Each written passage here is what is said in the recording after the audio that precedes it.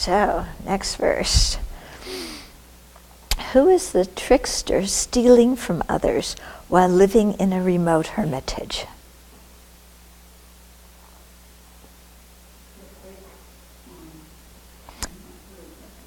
Yeah, the person in retreat supported by others who spends his time in vain. Okay, so the trickster stealing from others while living in a remote hermitage. You usually think, somebody goes to do retreat and, they're practicing purely and waking up early and, doing lots of purification and doing their 4 sessions and doing their other sessions in between their 4 sessions and being very mindful. And so people are very inspired, so they support that person. And then that person goes to retreat, and they're sleeping late, and they're making all their own favorite foods, and they're taking long walks, and they're, in the time of the 7th Dalai Lama, they didn't have TV, but now they do. So, they're watching TV. Yeah.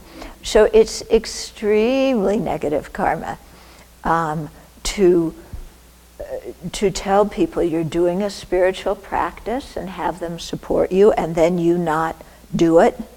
That's why it says here, who is the trickster stealing from others? Because it is stealing, because people are giving money to support people who are practicing, but this person's taking the money and run and not doing their side of the deal. So it doesn't matter whether you're in retreat or whether it's a monastic situation like this where we're living here.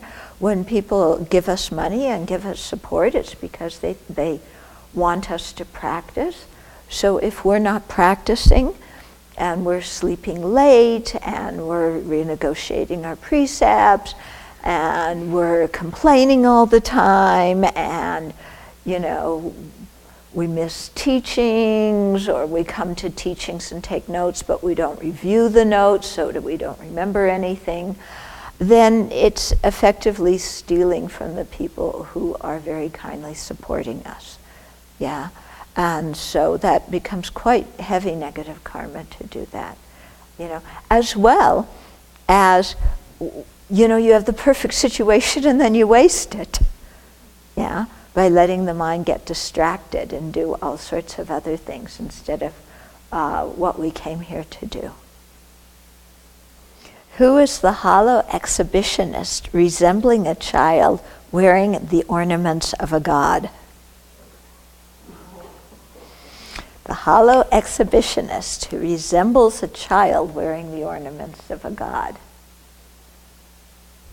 The performer of tantric rituals who was without the inner yogas.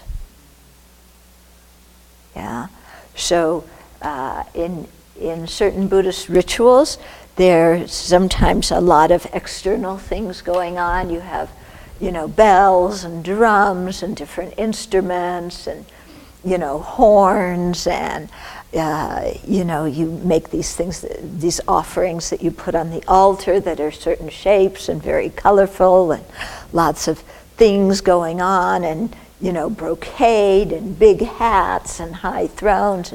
I mean, Tibetan Buddhism, if you want a show, is it, I mean, there's all sorts of external stuff going on, yeah. And it's all, actually, the purpose of it is to transform the mind.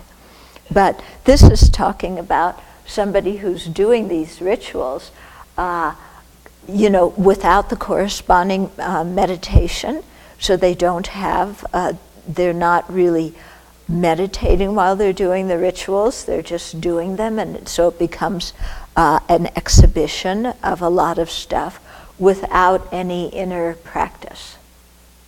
Yeah. So again, this is a case of somebody wasting their own time and energy, because just doing something externally that looks like spiritual practice doesn't change your mind. You have to really change your mind. And then also it deceives other people, because other people sometimes, they love this kind of stuff. when I go to Malaysia and teach, they tell me that I'm one of the few Tibetan teachers who actually teaches the Dharma. The rest of them mostly do rituals. But on the other hand, the people there love the rituals, and that's what they want. Yeah? So you have this two-way thing, actually, where both parties, you could say both parties are benefiting, but you could also say both parties are deceiving each other. Yeah? Because people sometimes, they don't want to go to teachings. Yeah, because if you go to teachings, you have to listen, you have to think about things. Yeah? If you make a donation and ask somebody to do a ritual, then the more the ritual is in another language that you don't understand, then the more holy it must be, and the more you can just sit there and say, they're doing all the work and I'm going to get some good luck from this. Yeah? And this way of thinking is many people are attracted to that. Yeah? Kind of, oh, they're doing something mystical, magical. I don't understand it, but they're, look at that with the instruments and the brocade and the throne and this and,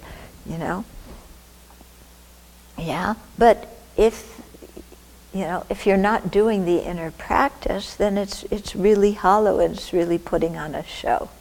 So that's what he's calling out those people who are doing that. Okay. Seventh Dalai Lama doesn't mince words, does he? Yeah.